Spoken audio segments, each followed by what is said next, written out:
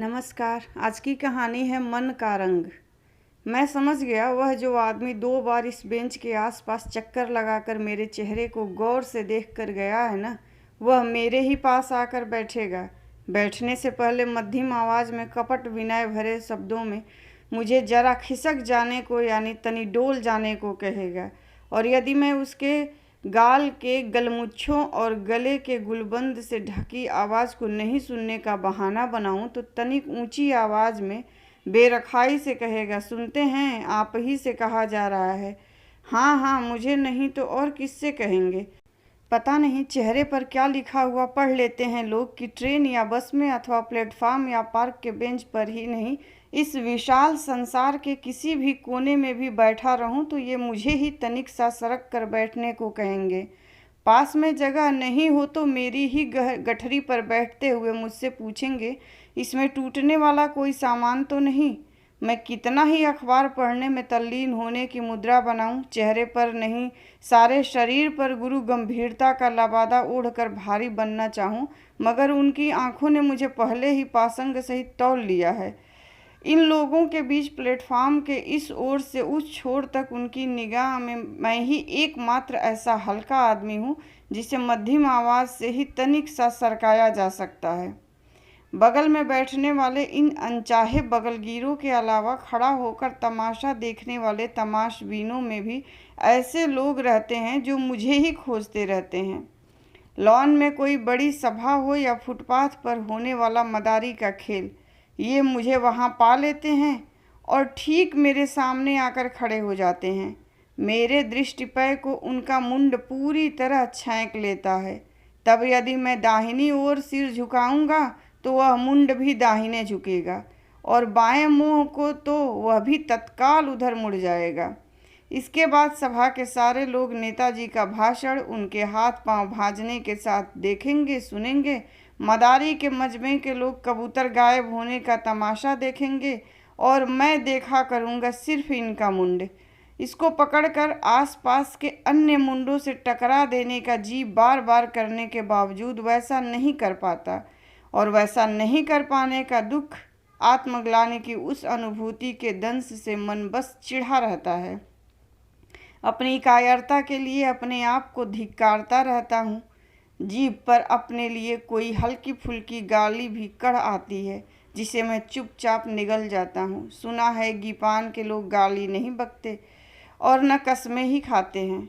वहाँ हाराकिरी यानी आत्महत्या करने का आचरण पनपा है। गाली तो क्या कहते हैं उसको जो असर कुकर में लगा रहता है, हाँ सेफ्टी बल्ब है, इसलिए वे आगे वे मुझे ही कह रहे हैं, तनिक डोलिएगा। सरकने या खिसकने के बदले डोलना शब्द का प्रयोग जिस पर इस तेवर के साथ कि अगर मैं नहीं डोलना चाहूँ अथवा डोलने में मुझे कोई कष्ट हो तो स्वयं वे मुझे डुला देंगे। मुझे डोलना नहीं पड़ा, आप बैठ गए हैं और अब मुझसे कुछ पूछना चाह रहे हैं। पता नहीं मेरे चेहरे पर क्या है कि लोग मुझसे ही दुनिया भर के सवाल करते हैं। मेरी विरक्त मुद्रा ने काम किया। उन्होंने कुछ पूछना चाहकर भी कुछ नहीं पूछा।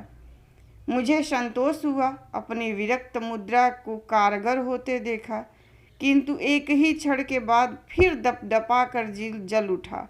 सामने बड़े बोर्ड पर एक रेलवे कर्मचारी खूब बड़े बड़े अक्षरों में लिख गया, 40 डाउन, ट्रेन 3 घंटा लेट। एक हल्की सी चीख मेरे मुंह से निकल पड़ी शायद। बगलगीर जी बैठते ही ऊँघने लगे थे। मेरी अस्फुट चीख पर चिहुक कर जागते हुए बोले, क्या हुआ?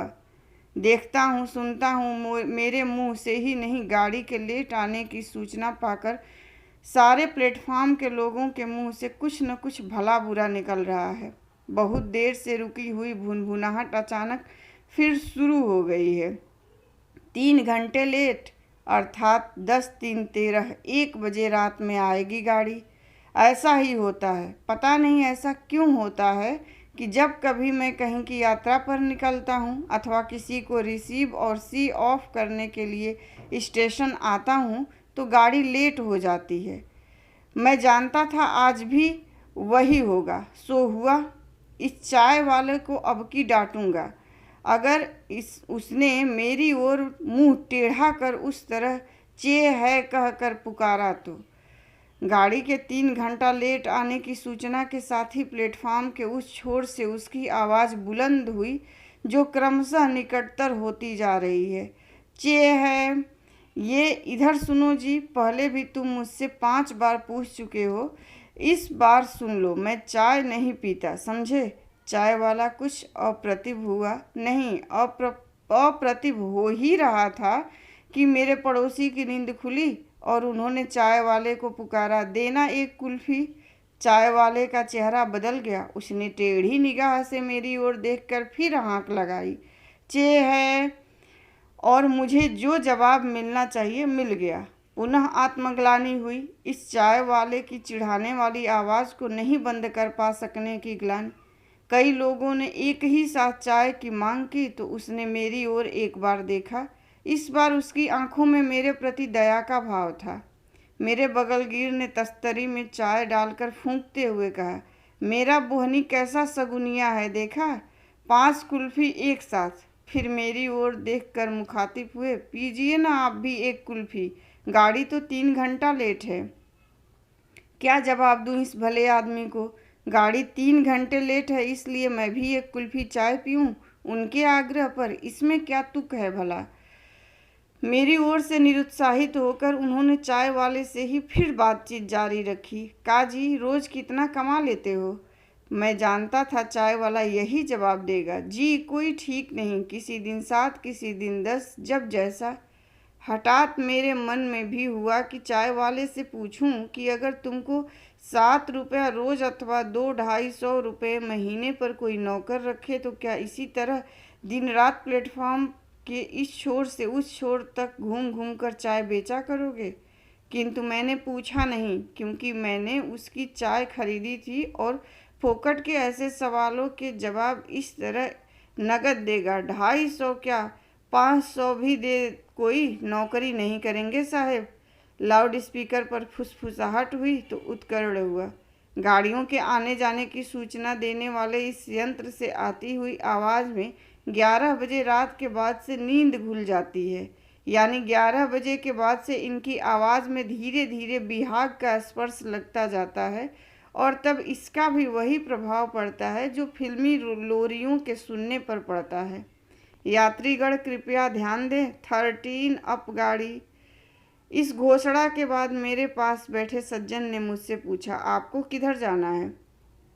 अब मैं अपने को समझाने लगता हूँ कि किस तरह दिन रात दुनिया से बेवजह नाराज रहना अच्छा नहीं, उचित नहीं। इस आदमी ने मुझसे कुछ पूछकर अन्याय नहीं किया है, बल्कि उसका उचित उत्तर नहीं देना असंगत और अनुचित होगा, और अंततः मैं अपने आप पर नाराज हो जाता हूँ। फिर अपने आप की प्रतिरक्षा करने लगता हूँ। क्या मैं बेवजह ही सुबह से शाम तक नाराज रहा करता हूँ। अपना गांव घर छोड़कर पराए नगर में आकर रहने को मजबूर आदमी भी कभी खुश रह सकता है क्या।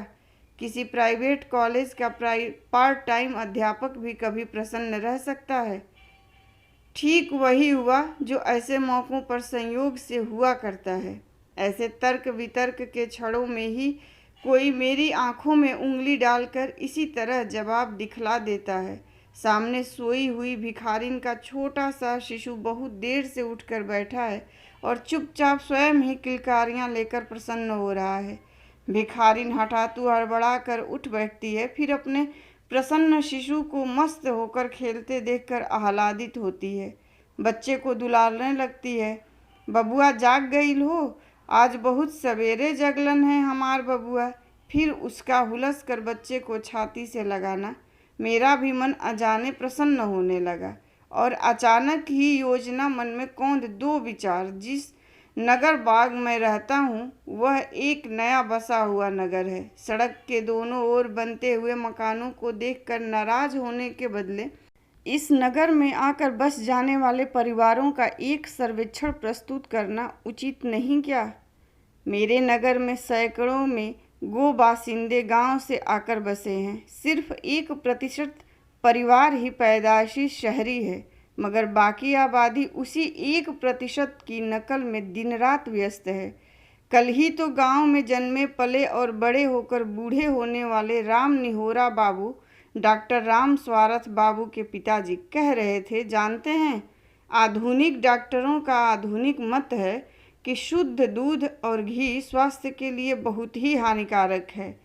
और मेरी अपनी अधेड़ मौसी उस दिन जिस वेश में मेरे फ्लैट में आई थी, वह किसी सचित्र साप्ताहिक पत्रिका के किसी रंगीन विज्ञापन के मॉडल से क्या कम लगती थीं।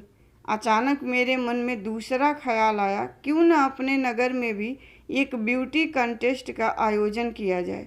फिर अचरज हुआ यह सोचकर कि कलर फोटोग्राफी के डेवलप होते ही सारा समाज एक ही साथ किस तरह रंगीन हो उठा है।